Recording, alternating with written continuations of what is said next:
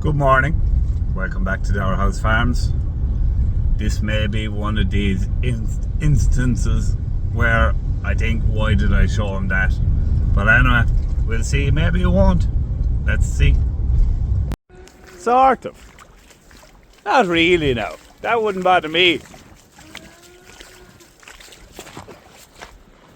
I assume some people are horrified by that.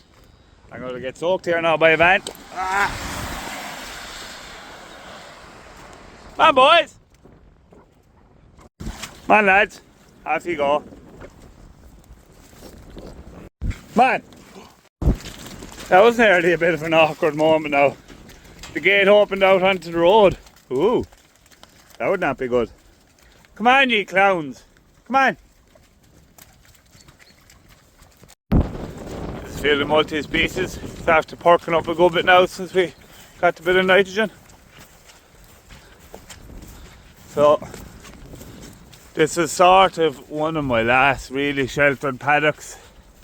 All the rest of them are very paddock-like, so this will keep them going till after the weekend and probably Monday. And the weather looks to be picking up after that.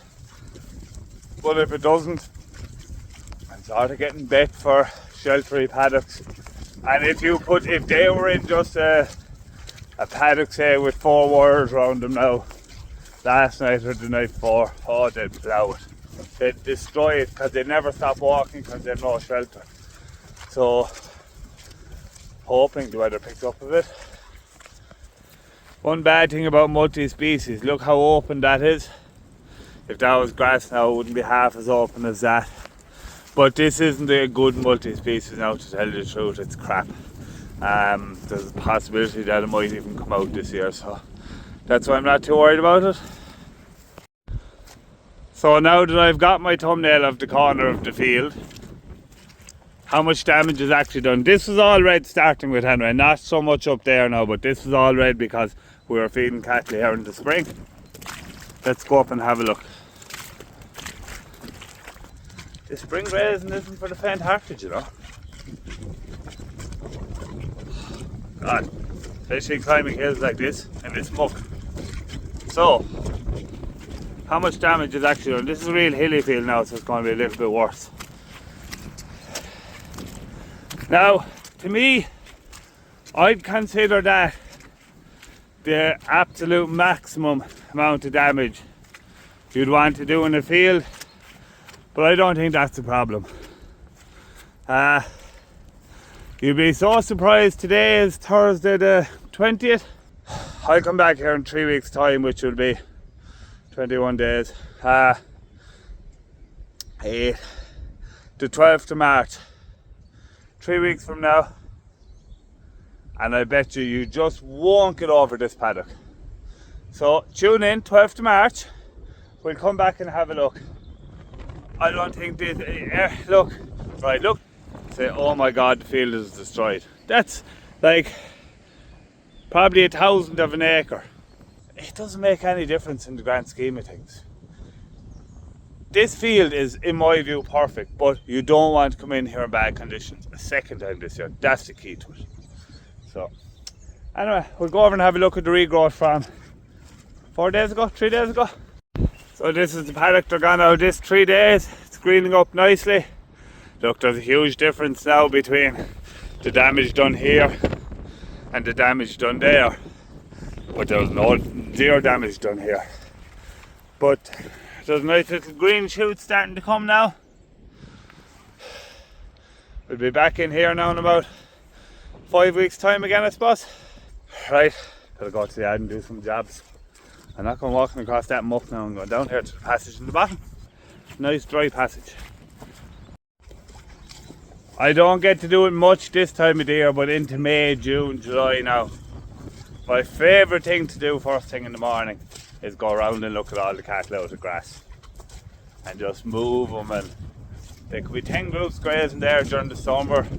Move them and be making grazing plans, and I just love it. Love it. More so than my favourite part of farming. regrowths won't be as good in that paddock I moved them out of today now, as opposed to the paddock they grazed the time beforehand. No pun intended. But hoping or expecting for the perfect scenario 100% of the time with spring grazing isn't going to happen. I said that in one of my earlier videos. You have to be willing to make mistakes and get it right 70% of the time. If you get it right 70% of the time in a spring grazing scenario, I think you're achieving 100%, in my opinion. Other people might have different opinions, and it depends on your land type and how forgivable your land type is, etc, etc, etc. But for me, in my scenario, in my context, that's where we look at it. And of course, your stock type and the size of your groups is a huge bearing. Like, we have 2 groups of 55 big, strong, warm bulls that are after doing really well over the winter. I wouldn't dream of letting them out in this weather now, because they'd go backwards and they'd plough the place. So we have the smallest, lightest group out.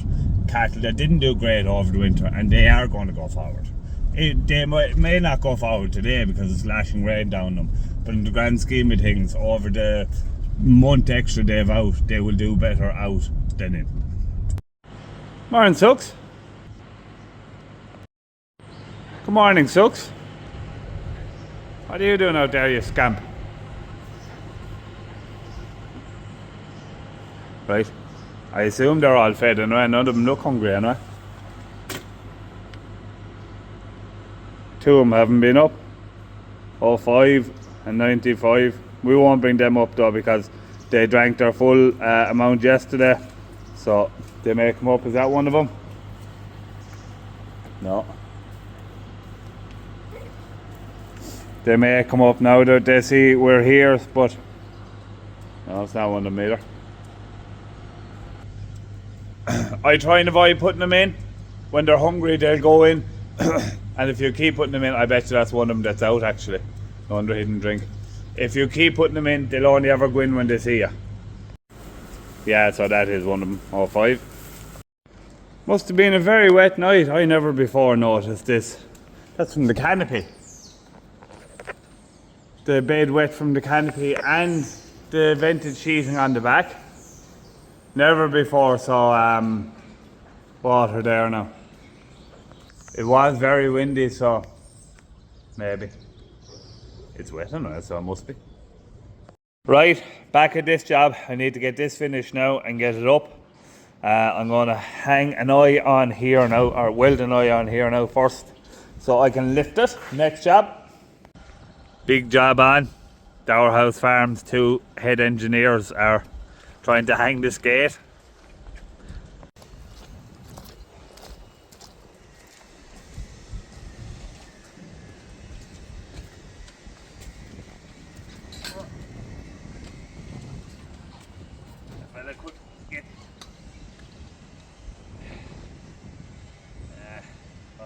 For the children here.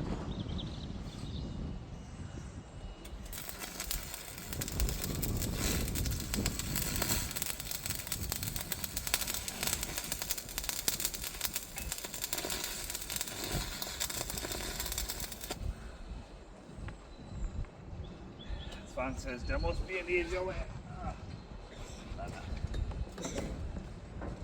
Now I'm in business. Oh.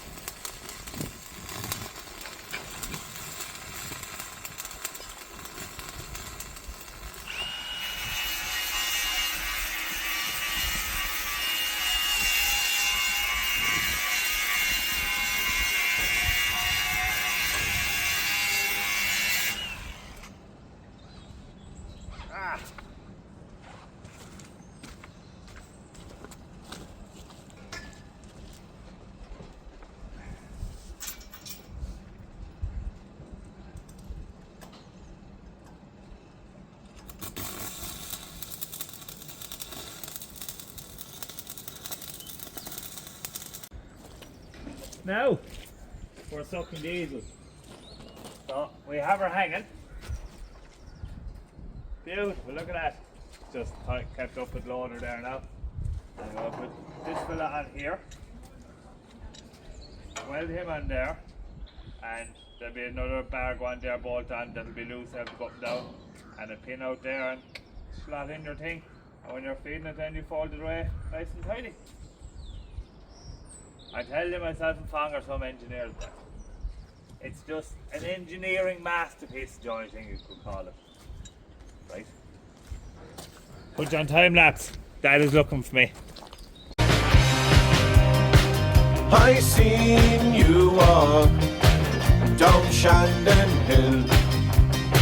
Saw you lace your boots up on Murphy's windowsill. You've the look and the cut and the gauge of a good thing. I won't pass more judgment until I hear you sing. This is Cork, in Cork down by the Lee. This is Cork, a real capital city. This is Cork, in Cork down by the Lee. This is Cork. Look at this for a job. Some operators, myself and Fong. Pull out that fella. No. Come off there. He falls down there out of the way and pushes in. Go over here. Pull out this fella. And pull out that fella.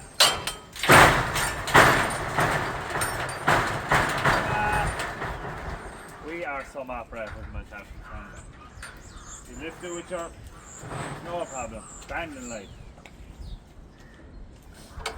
So you put it down for feeding them or pushing in the silage, then you take it out, put in the balls afterwards, pins. So, sort of a bit of a bittersweet day, to be honest. Myself and Fong have decided, due to being such operators, that we're going to change the name of the channel to Dower House Sheds, and we're giving up to farming and we're just going building sheds. Now Fong reckons our output might be a bit low to make money out of it, but I disagree. I reckon if we got going we'd fly it. So, I'm absolutely delighted with that now. Now it took us all day to hang it, to be honest. I made it in half the time that it took to hang it. But sure, I had no idea how I was going to hang it, to tell you the truth. We only completely pieced it together as we were going along. So I'd say if we were doing another now, we'd hang it in half the time. When we'll be building all these sheds. Look at that. Like poetry in motion, Mike.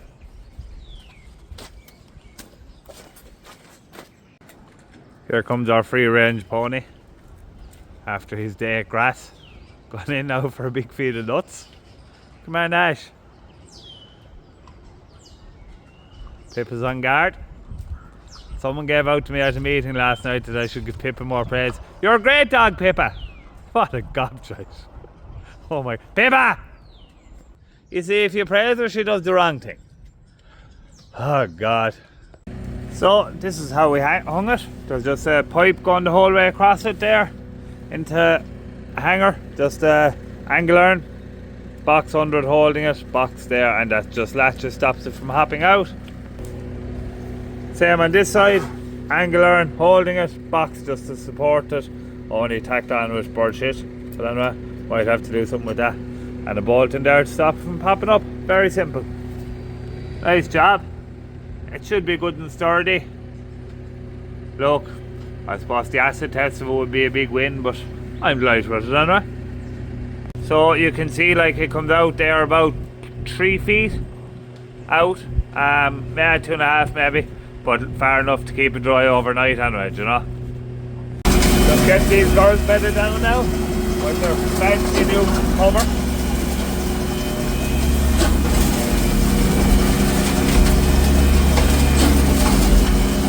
You use a lot of straw in the outdoor pens, but they really do well enough. They thrive better out here than in any other pen, but you do need to, like, there's 8 of them there, they're getting a bit of straw there, so